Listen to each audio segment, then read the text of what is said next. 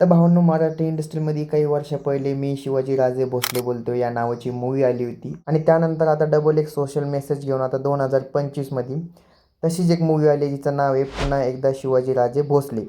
तर मूव्हीचा टॉपिक एकदम सुंदर एक सोशल मेसेज मूव्हीमधून दिलेला आहे आणि सहसा खूप आजकालचे मराठी मूव्हीमध्ये असे किंवा अशा मूव्ही येत नाही आहे. तर या मूव्हीमध्ये काहीतरी नवीन बघायला भेटेल आणि काहीतरी नवीन दाखवण्याचा प्रयत्न केला आहे किंवा मूव्हीचा जो मेन प्लॉट आहे शेतकऱ्यांबद्दल त्यांच्या अडचणी मूव्हीमध्ये मांडलेल्या आहे किंवा महाराष्ट्रामध्ये मराठी माणसासोबत मराठी शेतकऱ्यांसोबत काय होतं आहे तो मुद्दा मूव्हीमध्ये मांडलेला आहे.